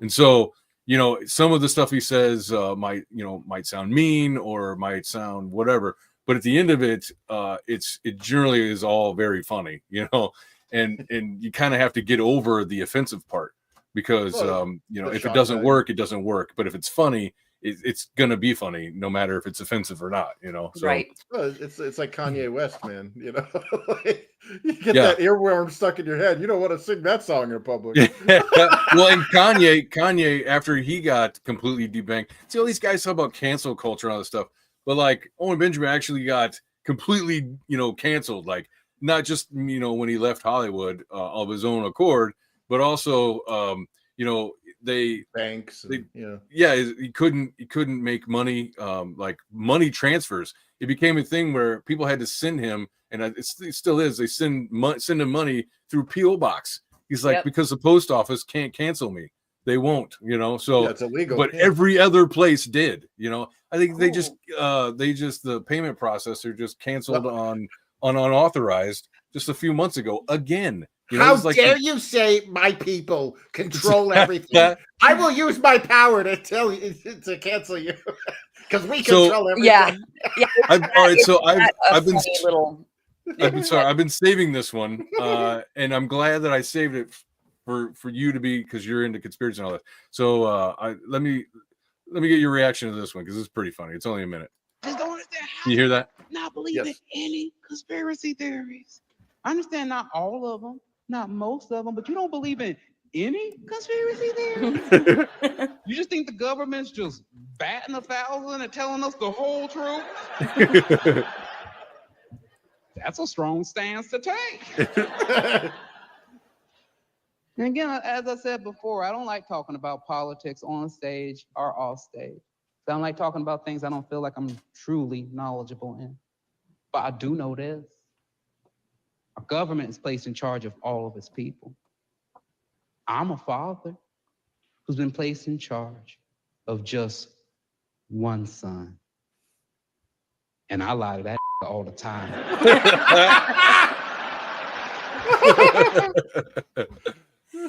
Yeah, sorry. I've been sitting on that one. I was like, man, when can I use that? So. Well, you know what's funny about that? Because Aaron, you've been on my show, and Chris, by the way, little promo. It will be on my Creative Chaos on the 3rd of July, the day before Independence Day. How fun! Nice. Cool. Bring your beer. We'll tailgate. Anyway, so I segment up my show, and near the end is our conspiracy corner. And when I did it, I was a little bit nervous. I'm like, but I don't care, because people should know what show they're coming on to, right? Sure. You're coming on to a Flip City show. It's gonna be chaotic and weird. Anyway, So I was a little nervous with Conspiracy Corner. Like, I thought there was a potential of it being a dud because, not everybody's a conspiracy theorist. I Yeah. swear to God, I've had only one person nervous in that corner. Really?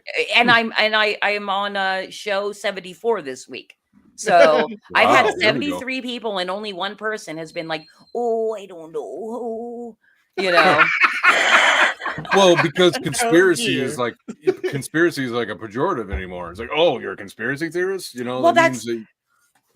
well, Sorry, go ahead. that's the thing. Like I kind of was considering it like it's our N word, you know. Yeah, that's our word. You can't use that word. Yeah, and I'll tell you, I had a great time on your show. The worst part of being on the show had nothing to do with you guys. In fact, it was really cool because you were like, "Hey, let's do this voiceover." I was like, "Sounds cool," I would love to do that, And my fucking throat blew out right then. I'm like, "Are you kidding me?" Like I tried doing a little voice, and it's like, where you gotta I'm like, drink a lot. And, like, Oh it yeah, I wouldn't think clear you up. did you even have a coughing fit? Yes. Oh, it was bad. I had Yes. to yes. So That's okay because I have to come back and I have to really make up for that. So Oh, okay. Well, you're invited back. Thanks for inviting Yeah. yourself, Aaron. Yes. That's how you do it, guys. No, that's how you treat these women out here. No. Whoa. Dave says people believe anything that they find convenient to them or they don't actually believe it. And we all know they don't. We know they don't, but they pretend to anyways. Yep. Yeah. That may be true. Yeah. So No, that's doublethink. Yeah. Yeah. Well, and I've got guys that I work with in my department who are like toe the line Democrat, right? Oh, Trump's a criminal, and it's like there's no way that you can convince them of any of the things, the very fine people hoax. No, that's real. The Russia hoax, that was all real. Comey did not set all that up and hasn't been found out to be a liar, and all of the corruption didn't really happen. It was as the media pushed it, because the media is honest, and I watch MSNBC. Like, how am I supposed to have a conversation with you? So I don't. Yeah. I just don't. One thing that keeps me, because I've got, basically the entirety of my family is normies. My dad's kind of coming around, being more suspicious, but like my brother, dude, it sucks because I know he pretends not to know for a couple of reasons. Harmony in his family. And also I feel like these people see the thread, but they full well know once they tug the thread, their entire worldview is going to unravel, and then they have to do something about it. And that is a scary prospect. That's totally understandable. Yeah, well, it's like we were talking about earlier with upending society, and then next thing you know, you have to have an animal pen and a yurt. It's like conformity is a powerful weapon. It is. It's what they teach you in public school. It's conformity. I was just gonna say that. Yeah. Well, my daughter, I did have to do public school because I was working, and and it sucked because I was constantly giving her anti-propaganda. So I was basically homeschooling. Sure. I'd have to correct her way of thinking. And, in her teenage years, we had a really rough time because, she wanted to be part of the Rainbow Tribe and all that kind of stuff. Anyway, what was my point? But one of my proudest moments was her coming home like, Mom, you realize that public school, they're just trying to make us factory workers. And they're training for that. And that's, why I don't do well in school. Plus, she's my daughter, so she had gonna be there. She had to be conflicted the entire time. She did horribly in public school, but I'm like, dude, we just got to get you graduated and onto adulthood. Then you can be happy. Then you can finally be happy. Well, and it's not that different for me either as for homeschooling. I remember I think I was talking last week or whatever.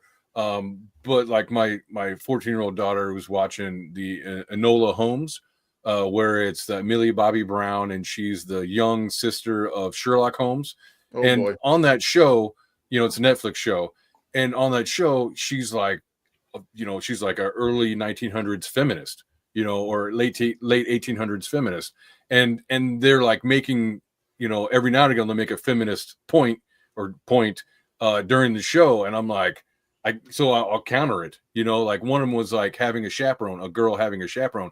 What are you saying? I can't take care of myself or whatever? It's like, try saying that when you're alone in an alley with an aggressive man who's going to rape you. Are you going to say, I can take care of myself, I don't need no chaperones? And so, stuff like that, when you still see it in pop culture because it's still being pushed. So I still have to have those conversations with her too.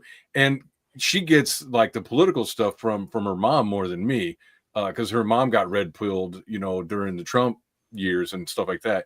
When she saw Ricky Gervais make fun of Hollywood, and that one lady held up her Oscar and said, I had an abortion so I could have this golden statue. She's like, holy shit. You know what I mean? Like, yeah, exactly. Yes. Yeah. This is on the back cover of our very first edition. Oh no.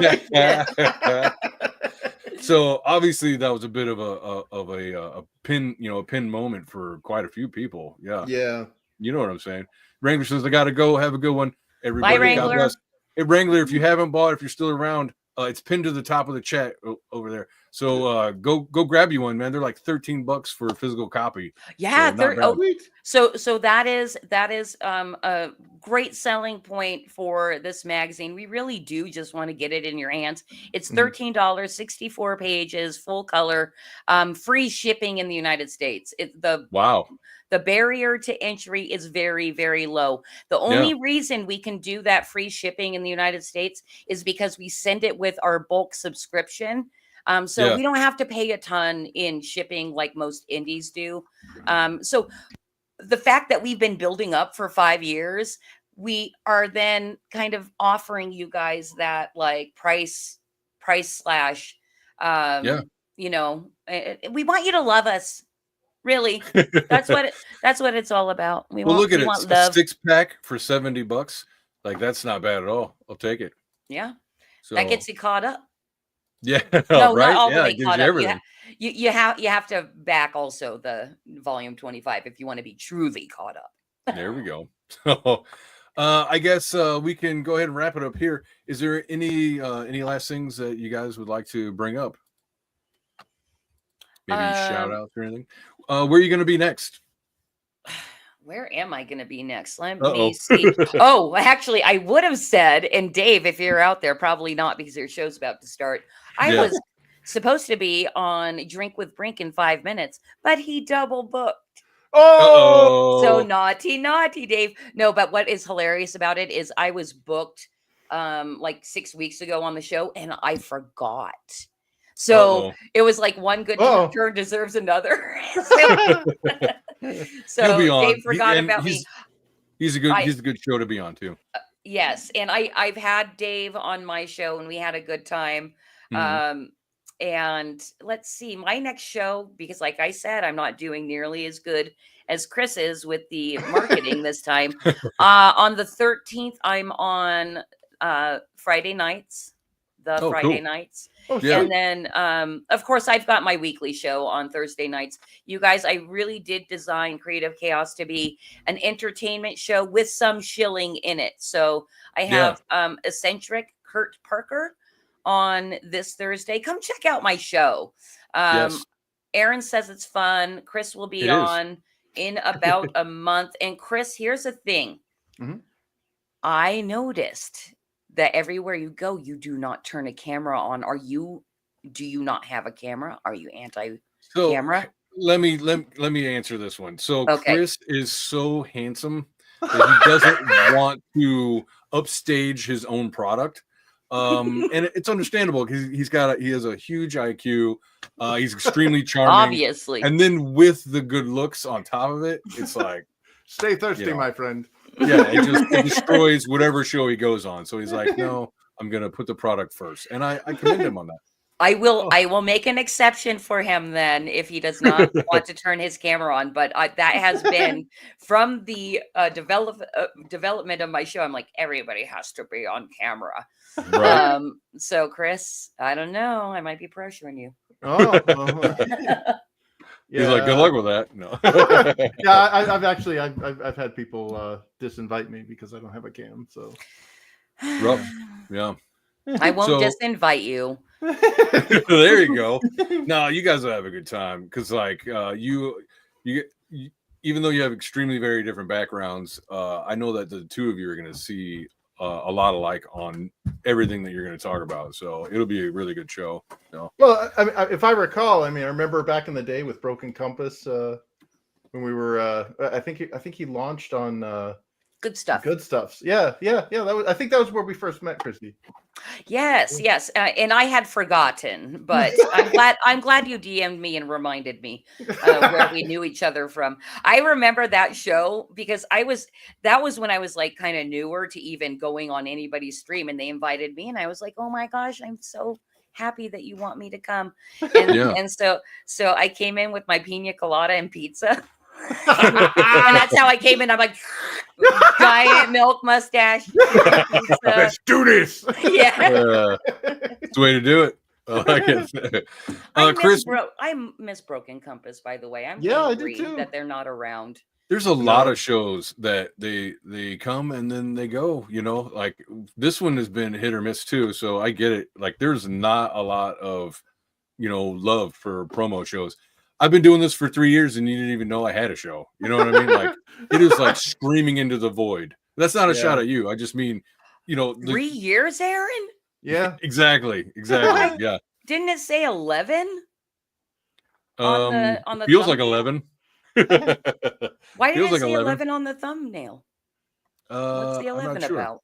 Oh no, number 11. This is the 11th show of doing this indie Sunday, Indie Shop Sunday. Before that, we used to do what, Wednesdays, and then after that was Thursdays, and then I was on the Friday night, and yeah. So, but for the Sunday show, we've only done like a dozen of them. So I'm like a lamprey. I just kind of latch on. Not true. I actually asked him to come on and co-host with me. So. Because he laughs at all my jokes. So that I know, dude. And Chris, you've got such an infectious laugh. Mm-hmm. Yeah. Yep. Speaking of Chris, where are you going to be? Sweet. So last night I was on the studio with the Dawn. I saw that. Yeah, dude. They did some kick-ass sketches while we were on the stream. That was awesome. Nice. Big shout out to the whole team there on the studio and the Dawn for having me on. So tomorrow night, I'll be on Primetime Polton with Mark Polton. Oh, cool. Yeah, hell yeah. Cool. Mm-hmm. Hell yeah. And then Thursday, I'll be on with Black Angus. And then Friday, I'll be on with Zaid Comics. Wow. So you're going to be reunited with Black Angus. All right.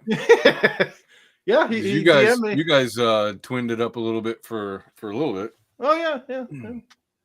So but you could be like, dude, why'd you stop having me come back on? And then just like rip into him. No. I'm gonna put you on the spot on your own show. That's so funny. That's what hosts like the most, right? Yeah. Nothing makes a host want you back on their show like making them feel awkward on the air. That's hilarious. All right, so I guess let me see if I can figure out my outro. So they changed everything in StreamYard. Oh yeah, and I noticed trying that to the figure other day. out. Yeah, where'd it go? Especially the price. That's the start. Where's the goodbye? It's goodbye! Intro. I don't think I have. I don't see my outro anywhere, guys. Enough what talk. Am I gonna do? Yeah, I don't see it. Is it in the section where it's just automatically plays when you hit end stream? I found it. There we go. Okay. All right, here we go. See if I got this. Okay, so until next time, enough talk. Enough talk.